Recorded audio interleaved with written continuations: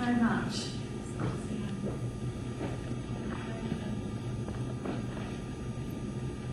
It's really a pleasure to be here this afternoon. My name is Heather McGuinness and I'm the Programme Manager for Roots into Languages based at the University of Southampton, but as you've begun to experience, spread across a whole range of universities up and down the land. And it's lovely to come to this lovely building. I'm really appreciating the natural light and the campus facilities that you have here. I guess some of you might be quite surprised by that, but I am quite interested in modern architecture, have been so for some time. So it's lovely to be here today. The National Network for Translation is part of Roots into Languages, and it's quite a complicated programme. So at the risk of a little bit of repetition later on from some of our other speakers, let's just have a little recap so that you can see how things map out. The Roots into Languages programme has several aims, and I'm going to just leave you a chance to read those through perhaps. And as you can see, that perhaps from the second point on that slide, this aim is perhaps particularly lofty. Develop language learning as a motor of civic and economic regeneration. This particular point is something that we think is going to be addressed by the National Network for Translation and their sister network, the National Network for Interpreting. And it's going to be very exciting to see how we can begin to do that development and that development work together as we address different modules, for example, of different languages, which is something that the National Network is engaged in. And our regional consortia, which are another part of the Roots into Languages programme, operate across the 9 regions of England, and they foster collaboration for the third point there. You'll see that we're very concerned also to increase the numbers of people with English as their first language, indeed as their mother tongue, taking interpreting and translation courses. You can see from that I'm not particularly a translator myself. Let's move on then. That's, as I've just described, that's how the project looks. And just be aware also there are 3 research projects, and we're publishing the abridged copies of those research reports very shortly.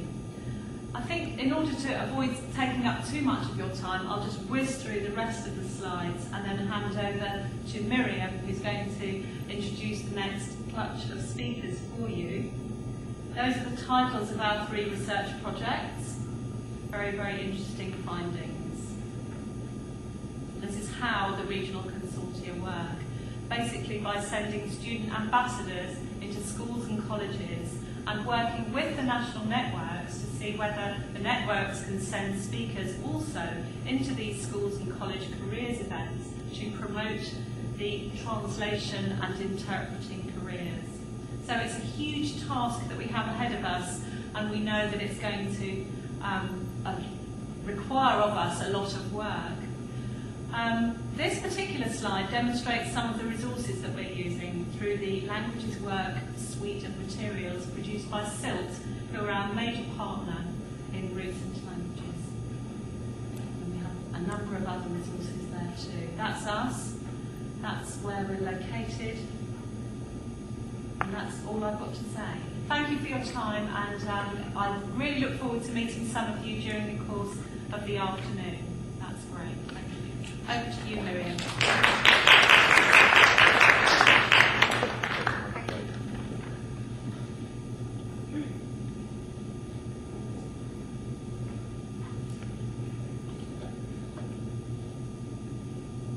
We master the technology first, and then I'll be able to say something. Right, my name is Miriam Saramaka, and I'm the director of the Network for Translation here based at the University of Salford, and I would like to welcome you on behalf of the network. The National Network for Translation, as you may be aware, includes 6 partners. It's led by the University of Salford, and we are working in collaboration with the universities of Aston, are Hereford, Portsmouth, and Westminster. And this really allows us to draw on a pool of expertise and experience in terms of training programs, but also research into translation, and also to draw on our links with the translation profession.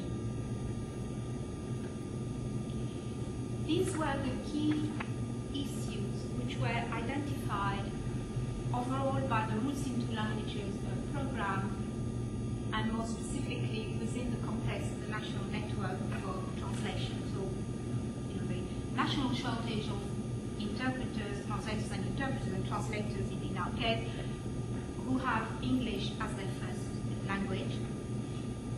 The current emphasis on Western European languages in training provision, the still low national profile of careers in translation, although I think some improvement can be noted, and the need to consolidate the cooperation between higher education institutions and potential employers. And these are the issues that are going to be raised again today in the context of the various talks. So picking up from Heather's comments, I'll just again whiz through some of the activities that the network has undertaken to take, and also has started developing the organizational promotional material. The idea is to be inspirational in terms of showing how translation can be an exciting and interesting profession. Looking at the provision of training in non-Western European languages and trying to roll this out to a number of institutions. And as I mentioned earlier on, the link with the translation profession, trying to reinforce the existing programs of the links between the translation profession and the institutions in terms of student placement. That's what our task is and what our objectives are. For further information about the network itself, just the website address. Now, today's event is a celebration. It's our first anniversary. But it is a celebration not only of the partnership between the different universities which are within the network, but also of the collaboration between the National Network for Translation and a number of the organizations which are actually represented here today, which have supported the activities of the National Network and which are themselves stakeholders in the promotion of languages and the promotion of translation and the career. And last but not least, the event, of course, also includes the launch, the official launch of the graduate placement scheme portal, which is another example of an initiative of collaboration between national bodies, higher education institutions, and the translation profession. So I'll introduce our next speaker. We are running just a little bit late. I would like to have some requests from speakers that they try to keep the time allocated, because I am aware that some of you have trains to catch, have other commitments. So Dr. Catherine Greensby is chairman of the Institute for Translation and Interpretation. Good afternoon. I can see a number of familiar faces in the audience, so hello to all of us I know, and welcome to you all. It's a very great pleasure to have a professional institution involved in this event today. I would like to say that I completely, personally support, and so does the Institute, this program. I think it's very, very important that there is a link between the work environment and the studying environment. In fact, I have two lives. I'm the chairman of ITI, but I also earn my living by being a lecturer at Hull University, and we also run an MA in translation, which belongs to another consortium, I'm afraid to say. But you know, it is a very important thing to do. I'd like to perhaps give you one or two pointers which you may find useful. The ITI is probably the only specialist translation and interpreting association in the UK. We have about 3,000 members, most of whom are based in the UK, but a number of whom are based abroad. But what you may find useful is our website. I was hoping, being a teacher, that there would be a board I could write on, because I didn't bring any documentation with me, but there isn't. So I'll give you the address just orally. It's www.iti.org.uk.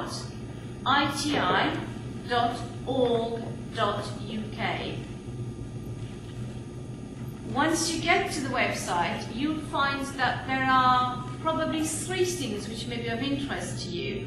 One is a free access to a number of documents which will give you some good ideas, good advice, good information on how to become a freelance translator or interpreter. So I think you'd probably find that quite useful. The second thing, which I hope you would find useful, is what we call ICE, I-C-E. In fact, it stands for International Calendar of Events. And it's, as the name suggests, an international calendar which will give you an idea of the kind of events which are organized both in this country and abroad, which you may find useful. So by all means, make use of that if you can and if you will. The third thing you would probably find useful on the ITI website, and that's the commercial plug, if there is such a thing, is that we also have a job posting facility. However, it is reserved for members of the Institute, and you can actually join either as a student or as an associate. This is not the time or the place to tell you how to do this, but by all means, if you are interested, get in touch with either myself or through the website, get in touch with someone in the office. I'll also give you the telephone number. It's 01908 325 250, and if you speak to Madeline, she will help you out, I'm sure. Just a couple of words to finish off. The reason why ITI is so keen to be involved with this is because we feel, as I said earlier, that this provides you with an opportunity to see what it's like to work as a translator or an interpreter before you actually launch into this career. And I think it's fair to say that most of our members are freelance. For some of them, it's a new career. For a lot of them, it's a second career.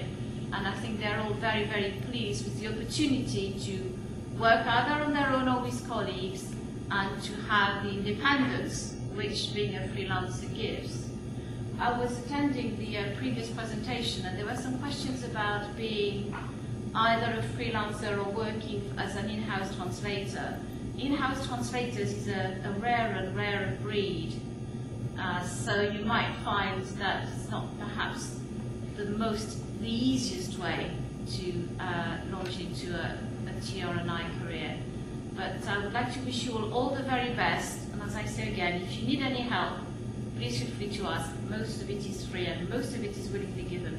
Thank you.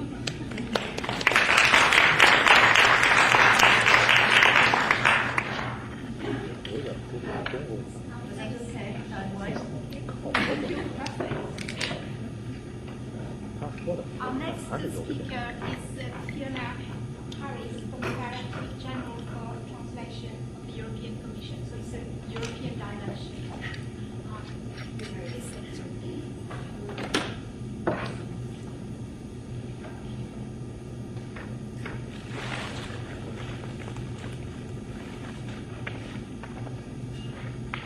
Thank you, Maria. Hello, everybody. I'm Fiona Harris, and I'm a translator. Catherine was just talking about freelance and in-house translation. I was a freelance translator for many years. I'm a member of the ITI, the Institute of Linguists, and 4 years ago I became an in-house translator for the European Commission. I work for DGT, as we call it, another acronym to remember, which stands for the Directorate General for Translation. This is the language service of the European Commission. And I'm going to speak to you a little bit today about how we are structured, the languages we use, recent trends and shifts, and job opportunities. And I would like to just have a show of hands. How many of you are budding translators? In other words, are you doing an undergraduate course or a postgraduate course in translation? And is there anybody here who is already practicing and working as a translator? Is that freelance? Okay.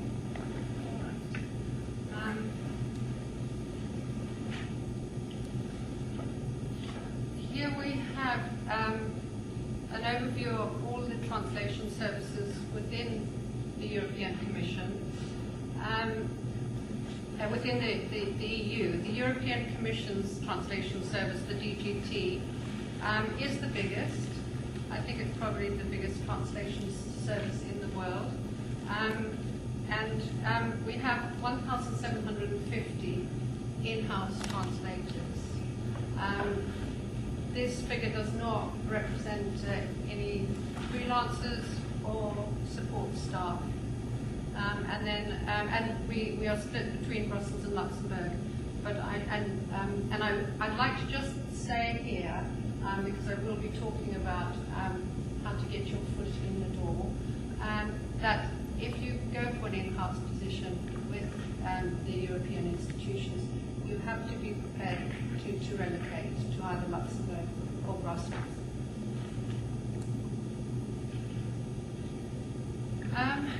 Right, this gives you an idea of how many languages, how many official languages there are. The first member states were the Benelux countries, so the Netherlands, Belgium and Luxembourg, along with France, Italy and Germany. And they brought with them in 1958 4 languages, Dutch, French, German and Italian. Since then, the tally has increased to a mammoth 23. Much of that has occurred very recently. Until 2004, there were 11 official languages. Since 2004, another 12 have been added. This includes Irish. Irish has an asterisk next to it because it was a treaty language. It had a special status and it has recently become an official language, which means that all legislation has to be translated into Irish. I also just wanted to point out that this mammoth increase in the number of languages poses a real challenge to us because, of course, there's a huge increase in the amount of translation needed. And it also increases the potential number of language combinations. And for some of the languages, we do not have enough resources, or we do not have the people with those capabilities. So why do we translate when organizations like the UN and the OECD, why do we translate from so many languages when the other organizations have much fewer? And the reason is that the EU passes laws which are binding on the citizens of the member states. So they need a version in a language they can understand in order to comply with these laws. Furthermore, giving everyone a voice in their own language is a fundamental requirement of the democratic legitimacy of the EU. This enables them to play a full part in EU activities without having to learn a foreign language for that purpose. Anybody can write in to the European Commission on any topic and get a response in their own language and writing in their own language. And I'll touch on that here when I talk about the legal basis. The EU language arrangements are based on the oldest piece of legislation, Council Regulation Number 1 of 1958, which states that regulations and other documents of general application shall be drafted in all the official languages.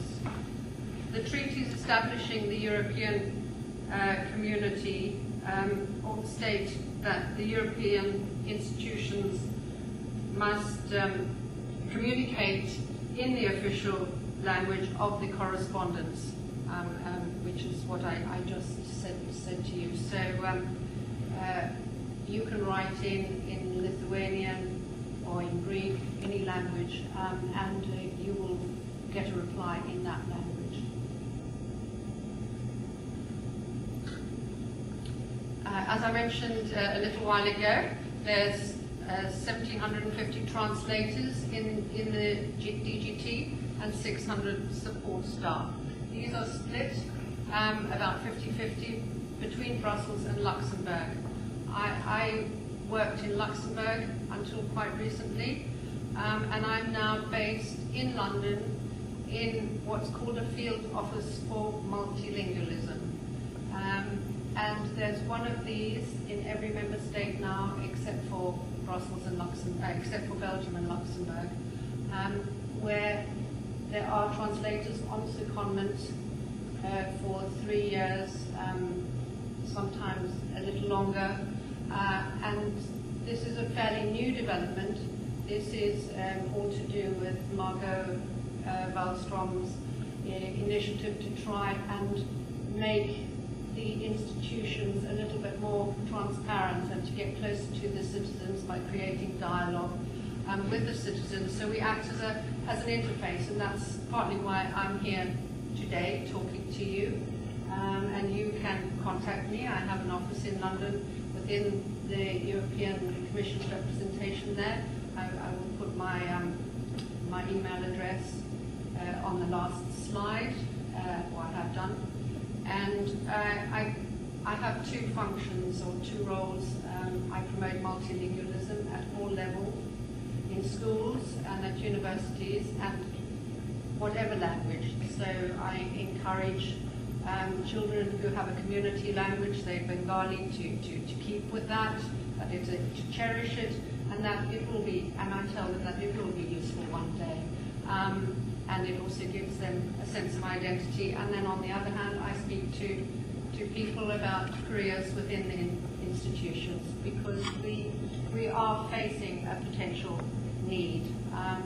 Britain joined in 1973, and a lot of the English language translators, and I am focusing mainly on the English department today, because that's the one that I know about. Many of my colleagues are retiring, and the amount of translation into English is increasing. And you might have heard and seen some coverage in the media about this. So I would say at this point, we don't make it easy for people to get in. The system is incredibly bureaucratic. I've been through it myself, and I waited until I was in my late 40s to even try and go with it. So don't be discouraged by it. There will be opportunities coming up, and I will speak to you about that anon. Here we have a slide which shows trends over the past decade in terms of the total amount of pages on the top line that we produce, which in 2007 was 1,762,000 pages. This year, I think we will definitely hit the 2 million mark in output. The proportion of freelance work has been increasing. This goes hand in hand with the new languages that have come about since the new accessions. As you see, a decade ago it was 16%, now it averages at 24%. For English, we are now outsourcing 50% of our work. So for those of you who do freelance translation into English or into French, most of our work that is outsourced is into English or French. Then again, you've got to go through another bureaucratic procedure and respond to a call for tender, but it is worth it. There is a substantial amount of work being outsourced in different specialisms. Most of our texts now, the legislative texts mainly, are written and are drafted in English. As you see, 72% of texts are drafted in English now, compared to 45% in 1997. When substantially more was drafted in French, and that has now dropped to about 12%. This I will talk about the reasons for this in a minute. Just want to go on to this slide here, which shows that in a different way. You can see that in 1997, French and English are pretty equal in terms of the slice of the cake, and now there's a great big chunk of red which depicts English. And this has come about largely, I think this trend started when, I think it was when Finland and Sweden joined in 1994. The employees from those countries and the citizens from those countries preferred to communicate in English rather than French, and since then, with the big accession in 2004 of the Eastern European countries and Malta and Cyprus, this trend was amplified.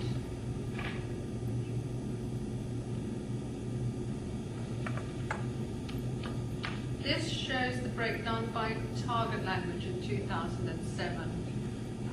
The three steepest graphs, or what do you call this kind of a chart? Yeah, columns. Yeah, represent English, French, and German, and then the other languages are fairly even. And this is basically due to the fact that all legislation has to be translated into all languages, but for internal communication there are three procedural languages, and these are English, French, and German. So for the non-core documents, when I say non-core documents, documents that aren't to do with legislation, for example, the English, French, and German are used as a way of communication internally.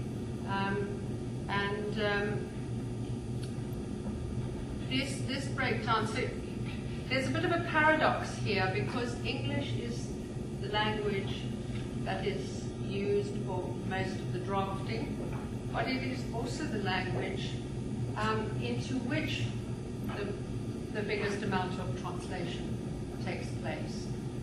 There are no more people employed in the English department than in, say, the French or German department, which is the reason for the outsourcing of English reaching the 50% figure rather than staying around 24%.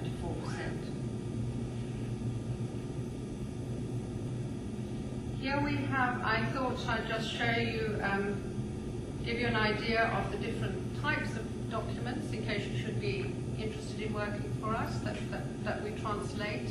The biggest chunk is draft legislation, which accounts for about a third, that's the red bit, followed by administrative documents, that's the blue, 30%, and then come information documents.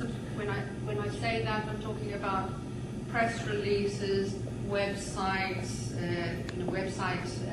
information, publications, and so on.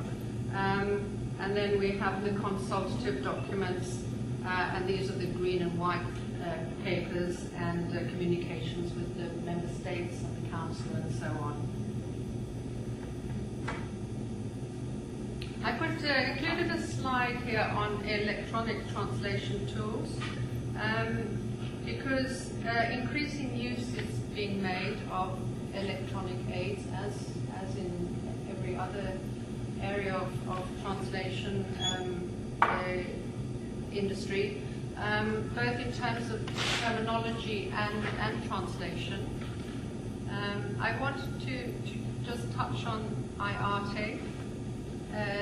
I don't know if you are familiar with IATE database. Yeah. This is an interinstitutional database which was made available to the public, gosh, it's a year or even going on 2 years ago now. It stands for Interactive Terminology for Europe, and it contains 8 million terms in all the official languages plus Latin, and about 500,000 acronyms.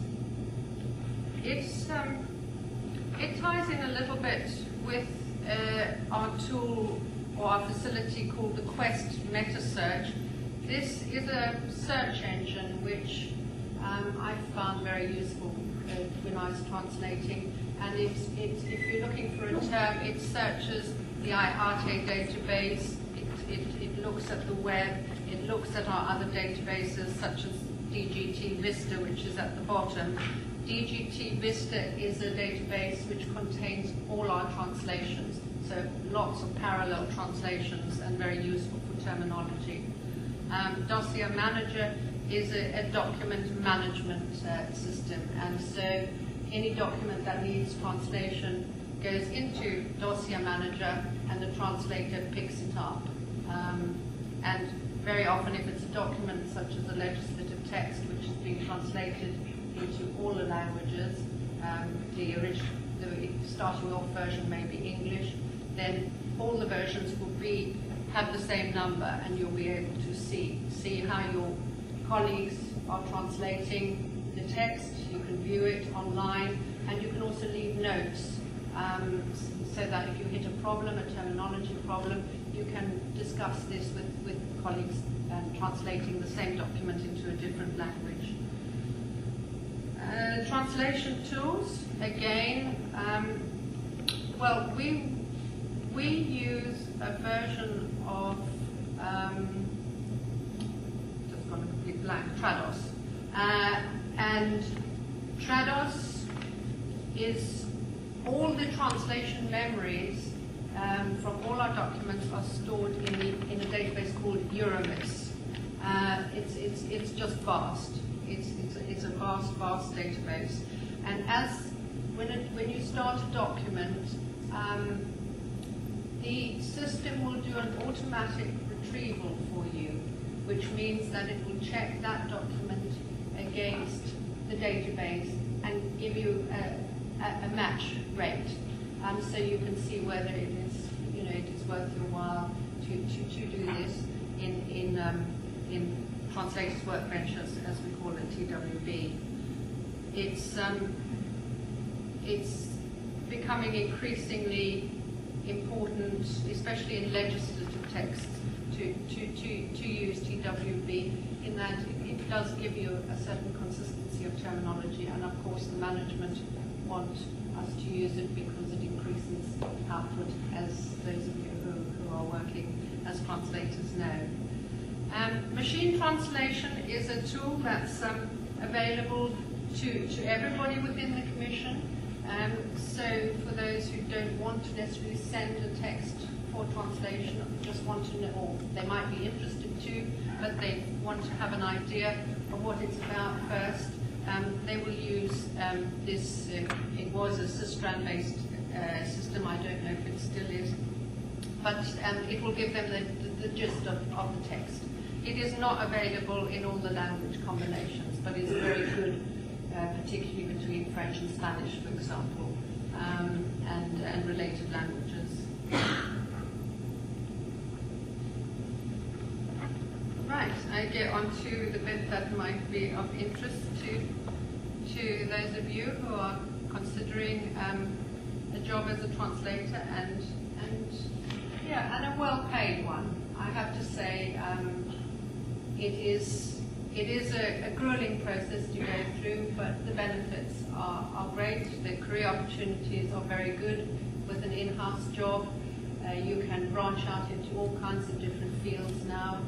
You can go into terminology work. You can use, as part of your job, you can train. If you're IT minded, you can train people on how to use our technology like TWB. You can go and have a posting in a field office. There you can go into management eventually. There are lots of opportunities, and so I'll speak to you mainly about the process for full-time permanent employment.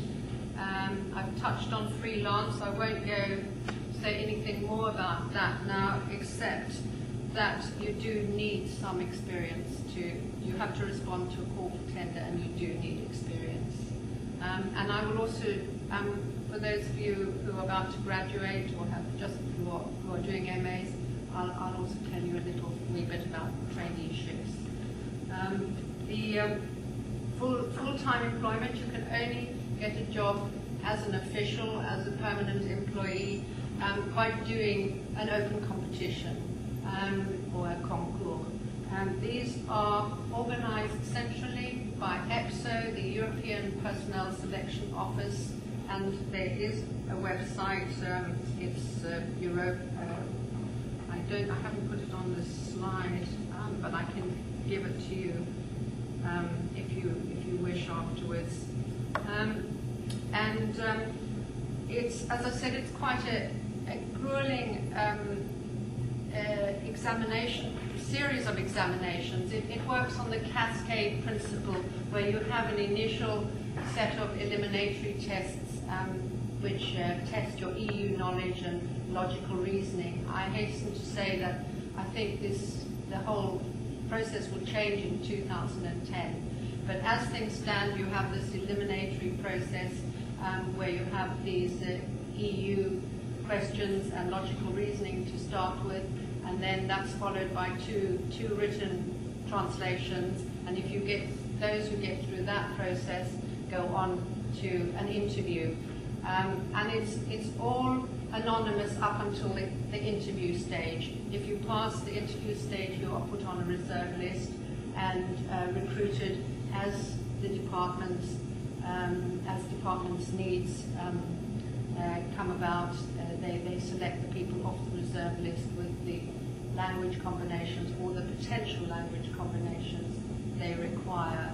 I think that a lot of people unfortunately, we lose a lot of good linguists at this first initial stage. So it's very important to brush up on your EU knowledge if you are serious about going through one of these competitions.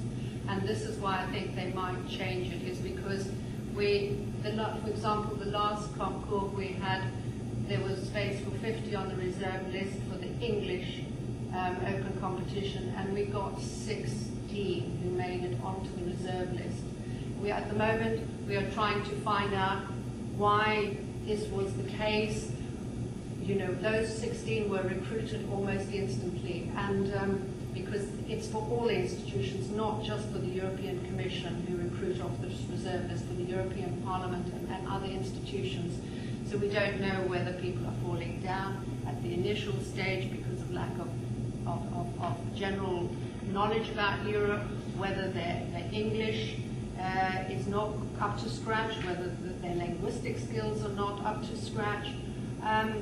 We don't know, or whether they're just not interested in the EU. You know, there's a feeling in this country, obviously, where people are very apathetic, have quite an apathetic attitude towards the European Union. So there's lots of reasons, so I just urge you all, if you are interested in working for us, when the next competition is advertised, do keep an eye on the EPSO website. It will also be in the national press if it's an English one, and it will also be in the official journal. And I'll just finish off. Just my last word was to do with traineeships.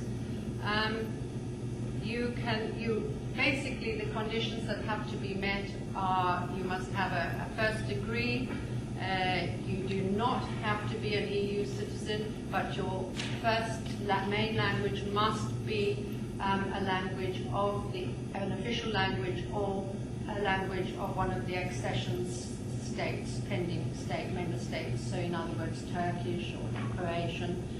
You need 2 languages, and there are 2 intakes a year into DGT as a trainee. We take in about 15, 20 trainees every intake in March and October. You get a monthly grant of about €1,000 a month, and you can find more information on this website. I have also brought some literature, some fact sheets, which I will leave out so you can help yourself if you are interested in any of this. So I think skip that. I think I'll just skip to the end now. There we go. Thank you very much for your attention.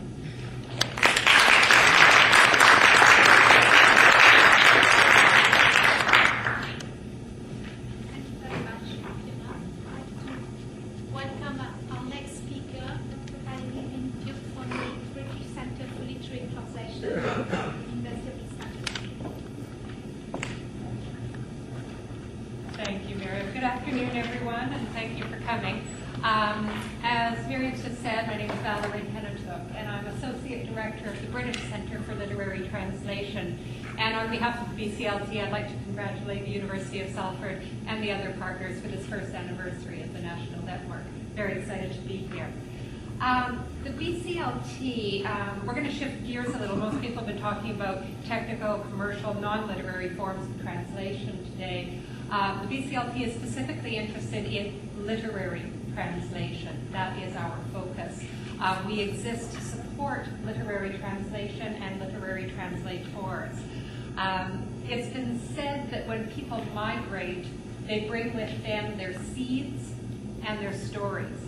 And BCLT is very interested in stories and how they circulate and how they reach new audiences, new readers. And of course, that is through the medium of translation. We offer a wide variety of programs. A couple of things I'll just highlight for you today. Annually, we offer a lecture. It's called the Sebald Lecture in Literary Translation. It's held at the South Bank Centre in London.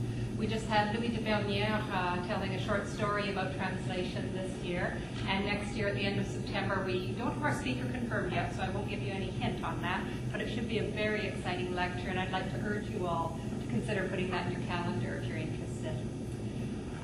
Another activity or core program that we have is the publication of our journal, our in-house journal. It's co-published by the BCLT and the Translators Association. This journal is titled In Other Words. Do you have a copy? Thank you so much.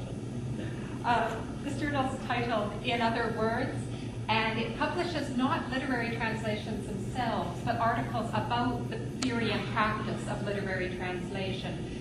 Each issue has a special theme. This most recent issue was Women and Asia. Next issue is Slang and Unconventional Language. The issue after that will be Translation and Cosmopolitanism. So as you see, it's a wide range of themes, a lot of very interesting articles written by translators who work in a wide range of languages. I did bring one copy that's available for display out at the registration desk if you want to look, and this copy for Miriam, I'm sure she'd be happy to circulate it. And you can, of course, request a copy or subscribe to the journal through the BCLT, and I'll tell you a bit more about how to find us in a minute. Another publication I'll just mention really briefly is an anthology of literary translations we published a couple of years ago, Rearranging the World, and we're happy to send a copy to people who would like a copy of that. You can request that from us. Literary translations from a wide variety of languages again. Just since I'm talking about the journals, do consider submitting to In Other Words. We're always looking for interesting submissions, interesting personal experiences in translation. If you have a story to tell about literary translation, do think of us, and consider submitting that article. We'd love to hear from you. One of our main activities, and something that quite a few people in this room might very well be interested in, is an annual summer literary translation summer school. This is a one-week intensive residential program in literary translation that consists of hands-on workshops where you actually work through a text during that week with a group of like-minded individuals. The unique selling point of our model is that not only do we have each language group led by an experienced expert translator in that particular language combination, but we also bring in the author of the text on which you are working, and the author works with you for the entire week and is there as sort of a living encyclopedia, someone whom you can bounce your ideas off of, and you can ask questions. Why did you write it that way? What happens if I translate it this way?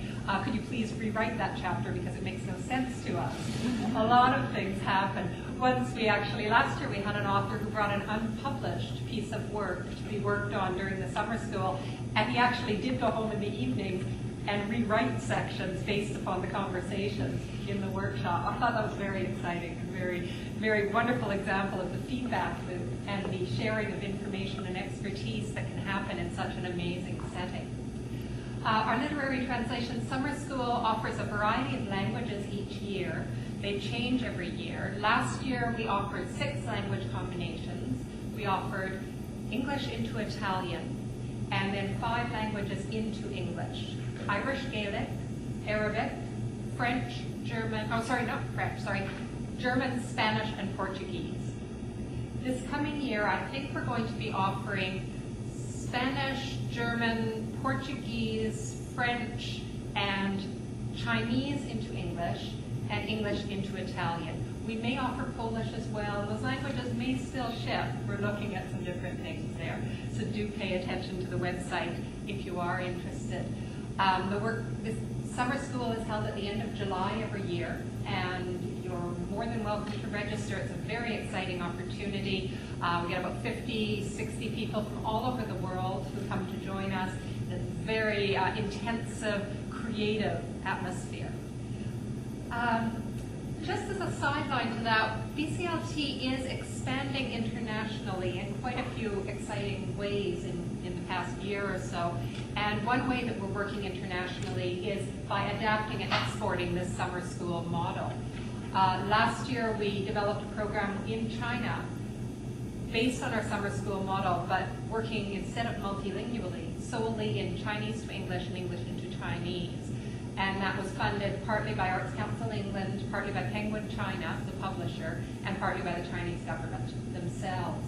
And that is going to be an ongoing annual program. We're going to be offering it again in March this year. If anybody is interested in traveling to China for that, it's quite an exciting opportunity. And we're starting to roll out another program in the Middle East, using English to Arabic and Arabic to English as well. And that may very well start in February of this year in Tunisia. So again, keep your ears open if that is something of interest to you. BCLT is housed in the University of East Anglia, as I said, in Norwich. And the university also offers an MA in translation, but again, specifically in literary translation. And we also have PhD students working with us in literary translation, a wide variety of areas there. I do teach for the school as well, so if you have questions about that program, I'm more than happy to answer them by email if you'd like to write to me. I think I'm sort of running out of time here, more or less. We're still doing art. Just quickly to wrap up, I did leave some postcards for the BCLT. I'm not sure if they were in your bag or simply if you picked them up at the registration desk. The postcards list our mission statement, the kind of activities and objectives, if you will, that we have for the BCLT. It also lists contact information, telephone, fax, email, and the website. I do urge you, if you're interested in literary translation at all, to look at our website. You'll find information about the journal, in other words, about the summer school, about the Sebald lecture, and a wide variety of training programs. We cooperate with the Translators Association to offer day-long workshops on editing of translations or the reviewing of translations by critics. Lots of different things are available to you, and we do welcome the public to all of those events. So please do take a look at that. I'd like to thank you again for your attention and congratulate again Miriam and all the partners for the first anniversary of the network. Thank you very much.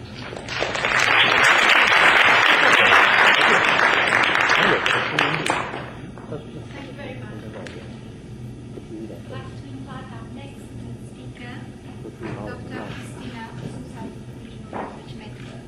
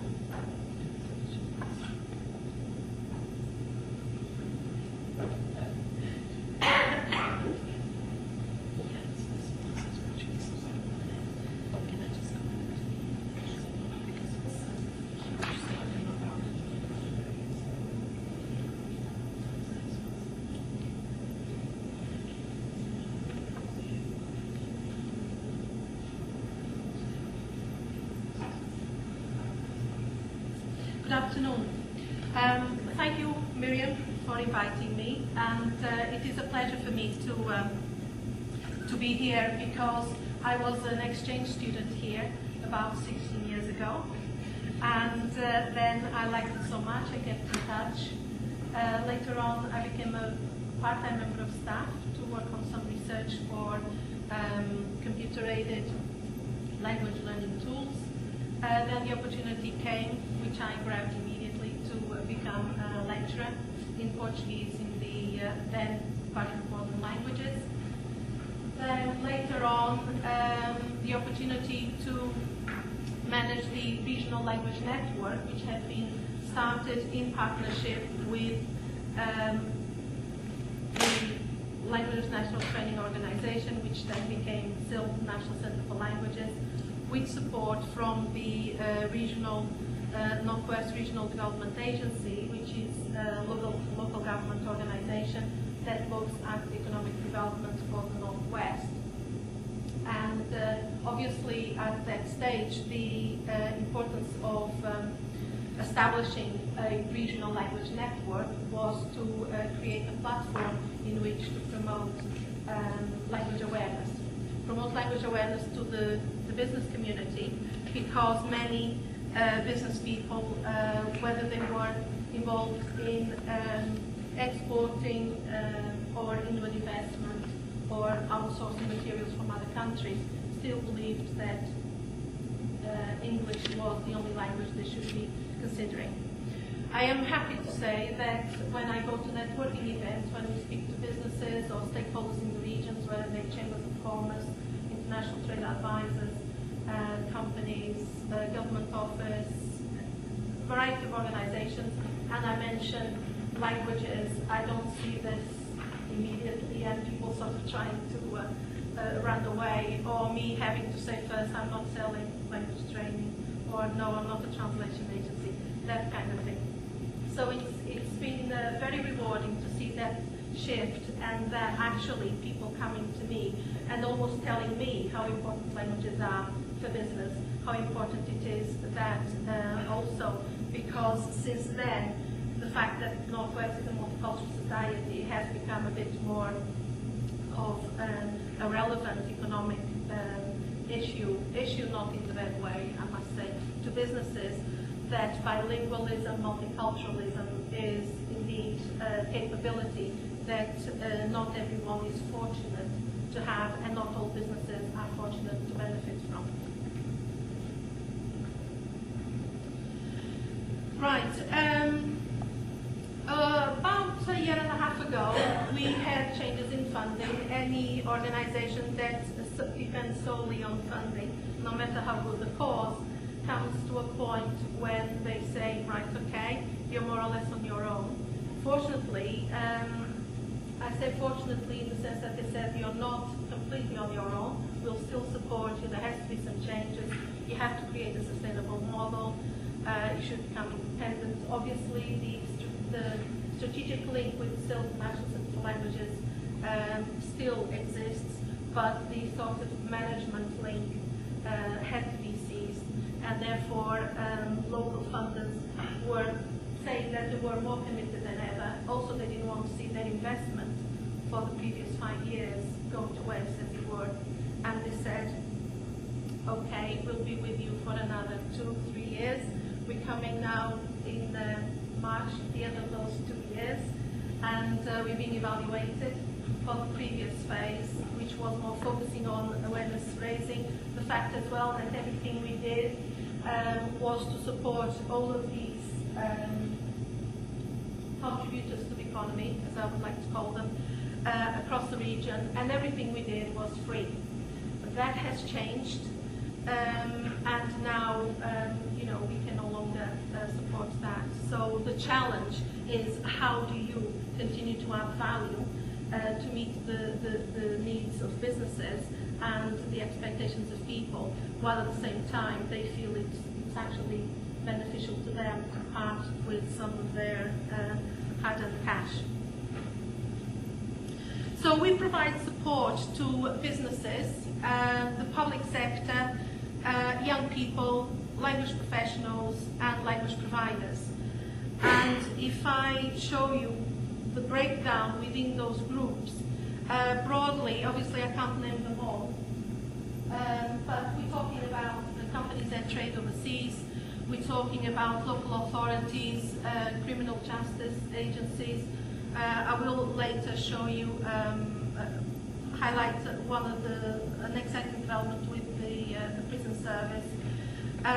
Also, we continue to work with schools. We still have funding this year to develop Business Language Champions, which manages partnerships and establishes partnerships between businesses and local schools. And also, we are developing initiatives to help those who are or have skills to become language professionals, and also the organizations that employ those directly and that provide the language services, and they are listed there as well. Now, the process we use to go about helping organizations, I'll make it as broad because of time, and also to give you a flow of what we're talking about in terms of how we go about raising the awareness. But then once the awareness is raised, okay, what next? How do we help? So we start by obviously trying to diagnose where needs are for language, culture, etc. We then make recommendations, so there is an advice element there that hopefully will be accepted as being from an expert team with experience. Then solutions are identified and implemented.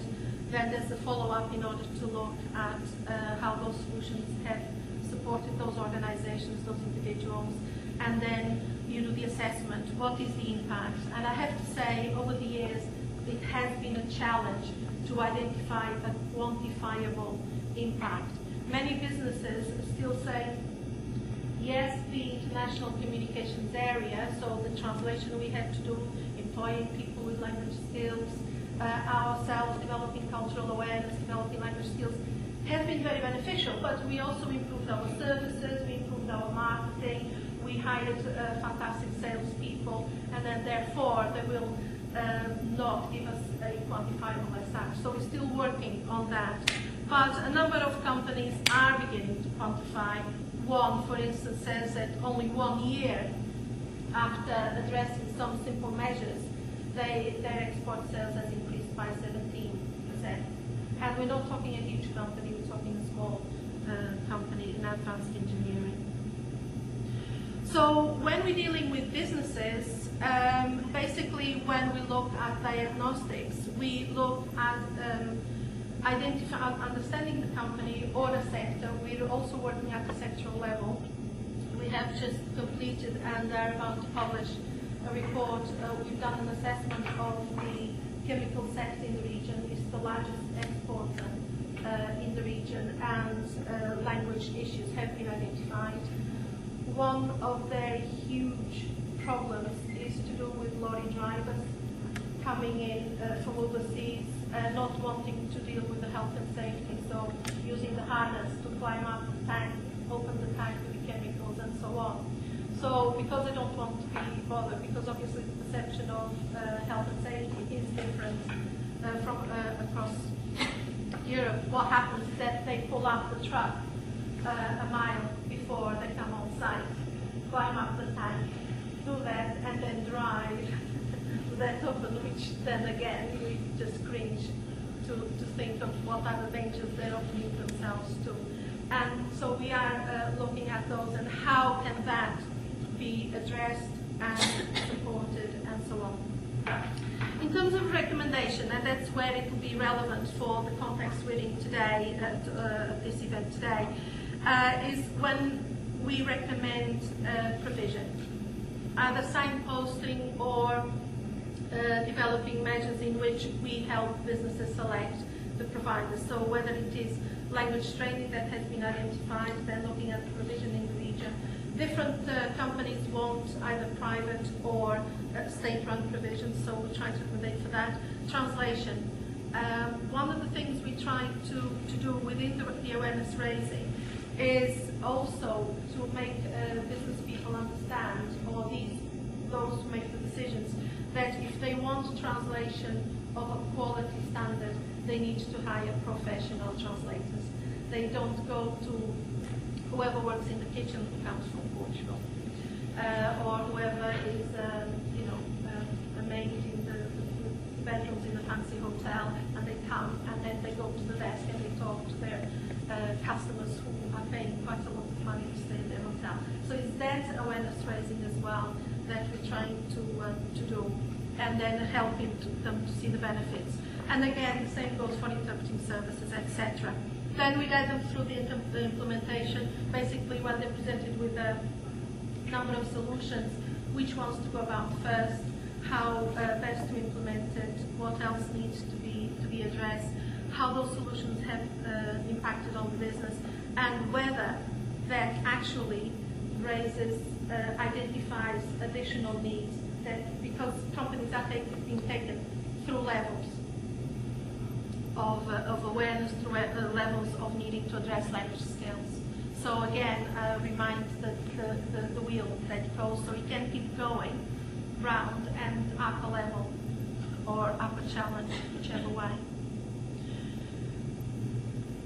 That's how, going through these processes at sectoral level and at strategic level, that we have also identified now need for developing some new initiatives.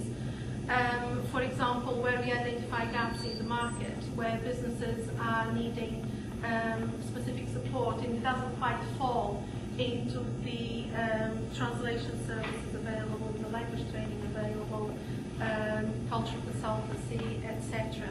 So then we work with those that have the funding and who are helping, say, a sector. We're doing that with the chemical sector at the moment, where our study, we interviewed a variety of companies in the sector, identified the needs, put recommendations forward, and now are working with the cluster organizations and the NWDA, the Regional Development Agency, to look at prioritizing those needs and then them allocating funds to meet the needs of those employers, which will help them to become more internationally competitive.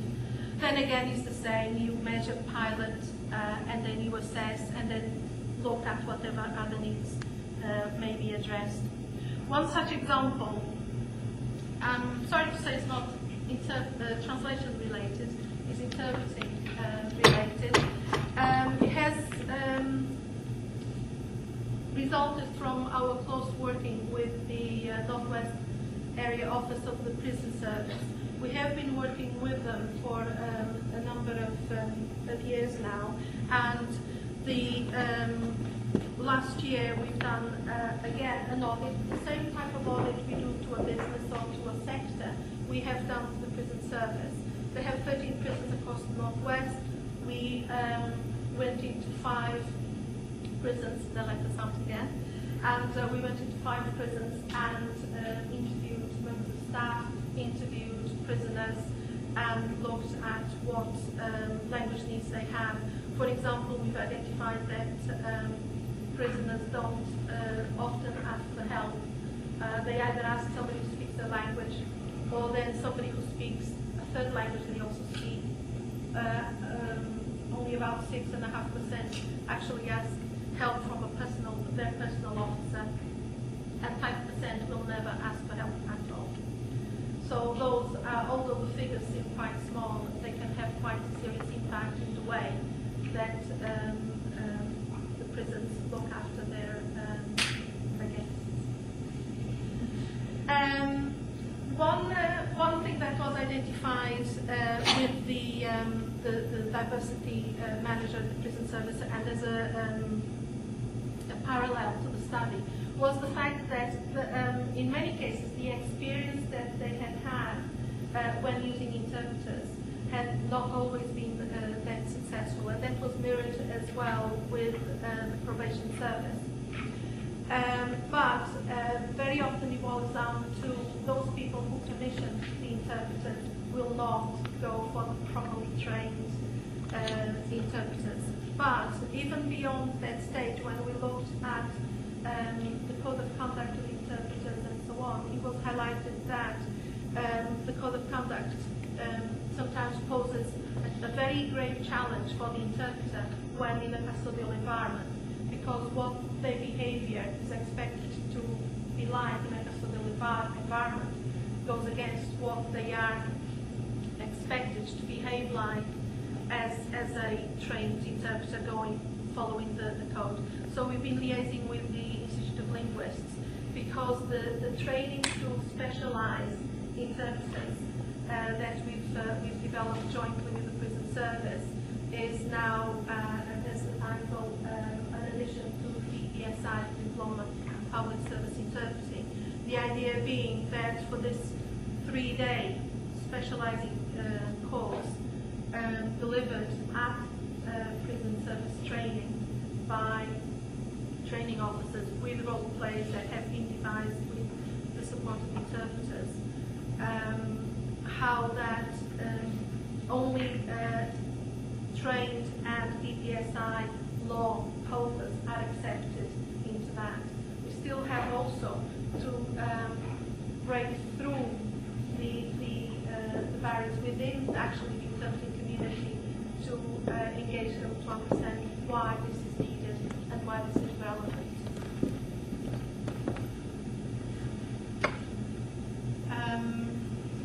It's basically that. If you want to learn more about what we are doing, if you want to talk to us, we are always, although we tend not to signpost companies to individual translators very often, only in the cases of very specific languages, we tend to signpost them to language companies, because then the businesses will benefit from that company's pool of services, not simply the translation, but also the proofreading, the editing, the setting, typesetting, and also the array of languages that they can offer.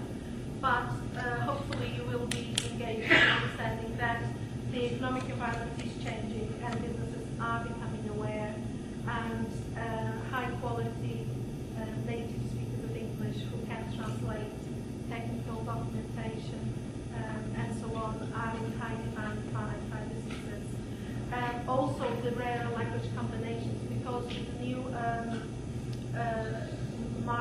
countries joining the EU, it means that the need for those languages, companies are breaking into those markets as interesting markets for export, for where there's funding opportunities and quite a lot of focus in terms of business.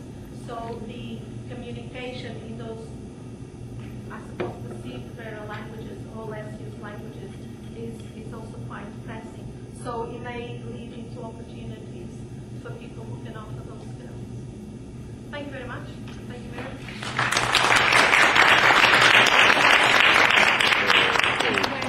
Can I mention briefly should you have missed some of the links that were mentioned, the National Network for Translation website does include links to various organizations, including ITI, going back to the lack of paper. So when you browse the NNT website, you will have links to various other stakeholders. That's what I mentioned. And now I'd like to invite our next speaker, Mr. Atum Ryan, Manchester City Council, M4 Translations, Manchester City Council.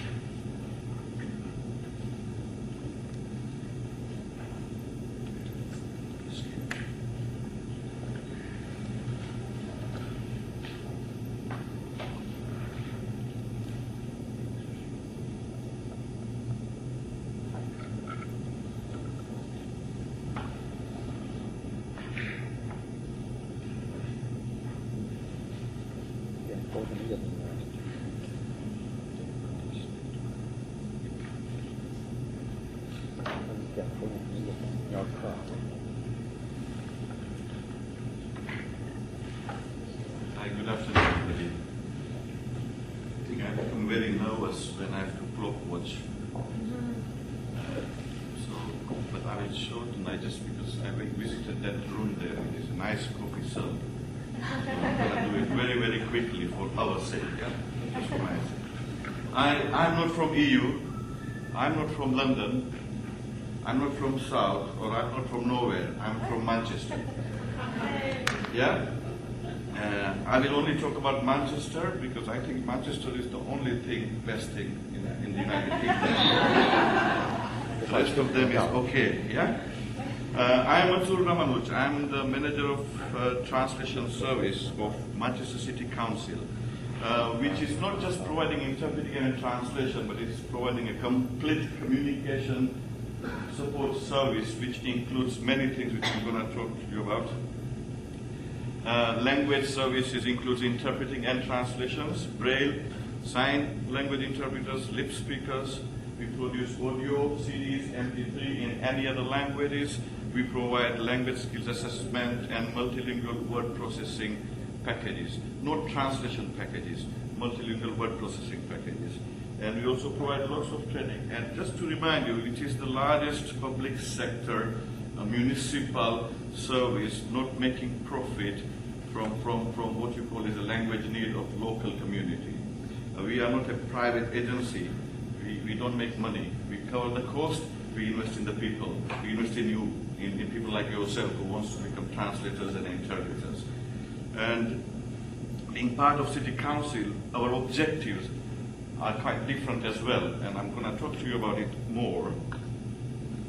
We also provide training for people who are working through the interpreters. We also provide training to the interpreters, even though you may have lots of qualifications which may go with you, all kind of association and membership and all that, you still have to go through our training.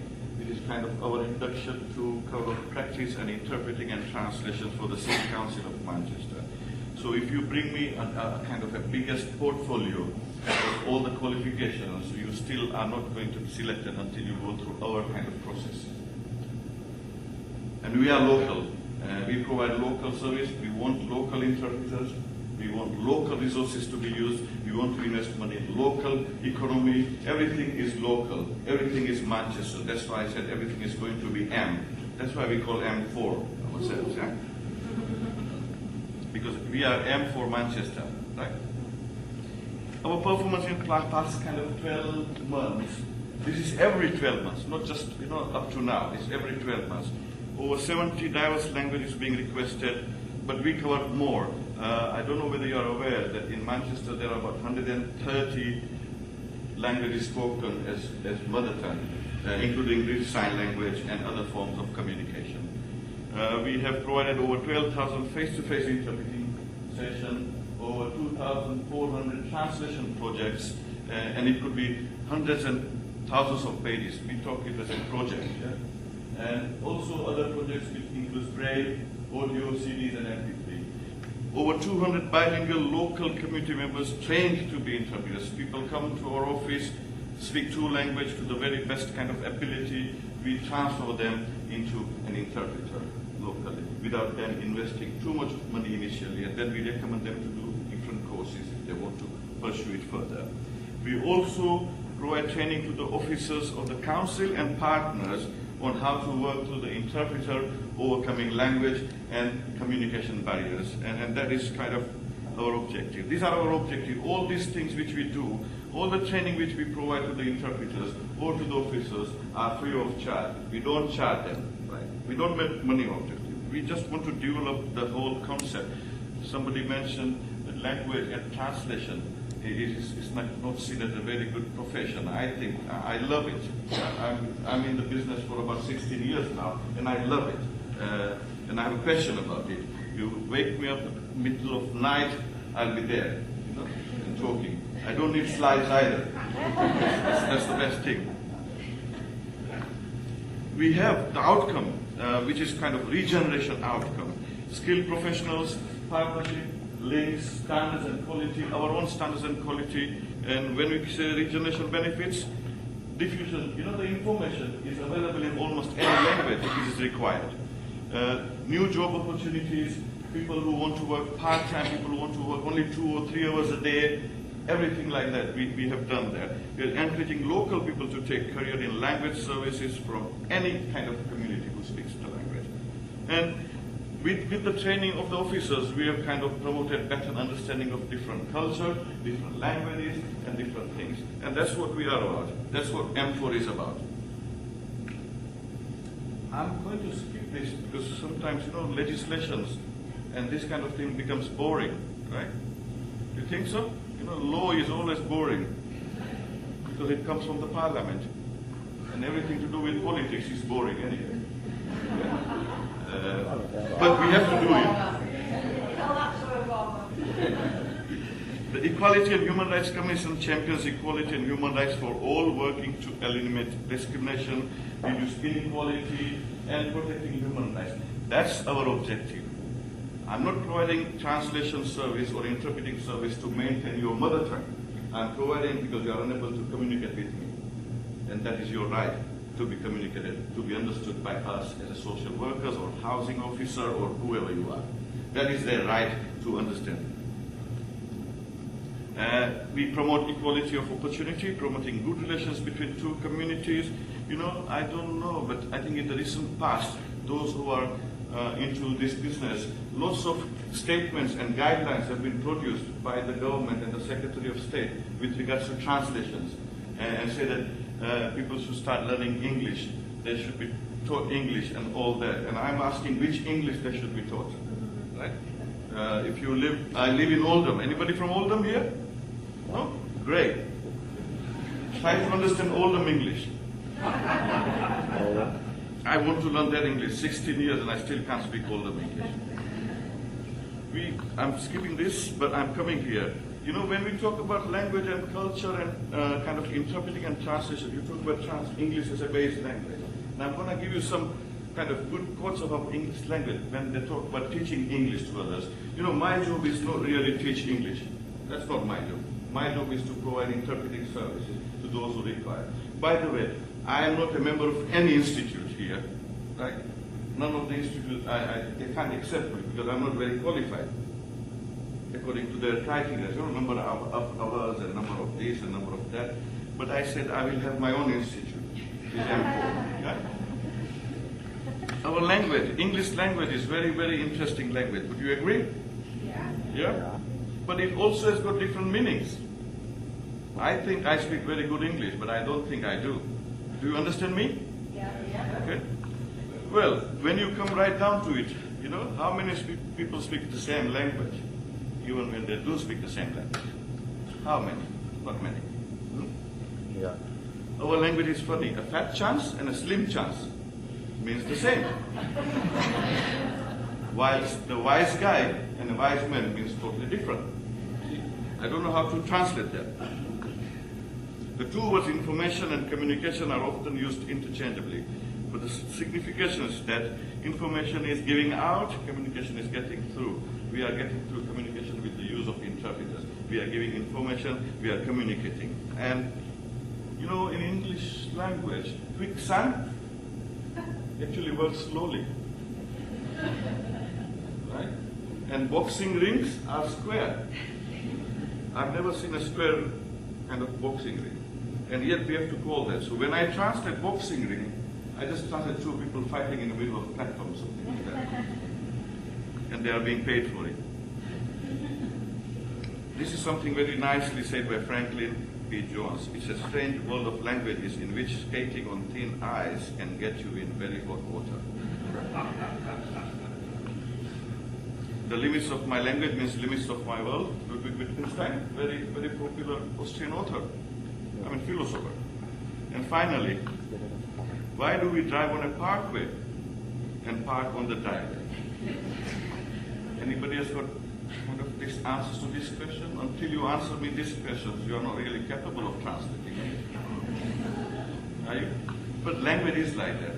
Sense of humor, translation, and interpretation is very difficult. In Translation Service for City Council, we are looking into social translations. We are not looking into business translation or commercial translation. We are looking at face-to-face interpretation, where people are there to solve other person's problem, helping to relieve them from some sort of misunderstanding. And that's what our job is. If you are interested, we don't have any protocols. We cut the red tape. If you are interested in joining us, come to the town hall. And that's it. That's enough. Yeah? Just come to the town hall, talk to us, and we'll work with you. We'll find out how good you are, and we'll work together. And good job is that we also pay very quickly. Yeah? And if you are a freelance translator, you will know how long it takes money to come through to your kind of bank after finishing the job. But we are good. We are public sector, by the way. And we are good. Yeah. Did you know that French fries were never invented in France? And the chicken tikka masala is not an Indian thing. It's a British thing. Yeah? That's how it works. We all think different things. Working for M4 interpreters, verbal communication between an officer, a service user, and an interpreter. Three-way communication, that's for us. Occasional meetings, conferences, and you may be working from an advanced surgery to a child protection conference. And many times when you do the job as an interpreter in council, actually somebody's life is dependent on your ability. Right?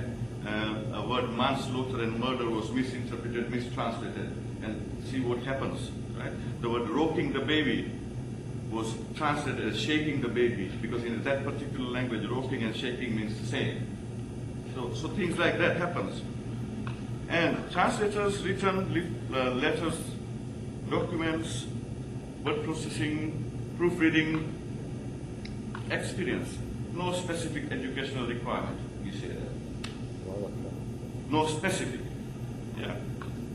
But experience is there, high level of literacy in both languages, and ability to translate both ways, from English to English. Appropriate qualifications will be required if you are doing some legal jobs for us. Yeah?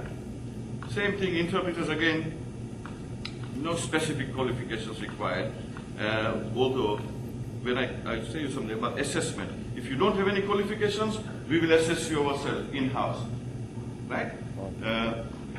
Both verbally or in written.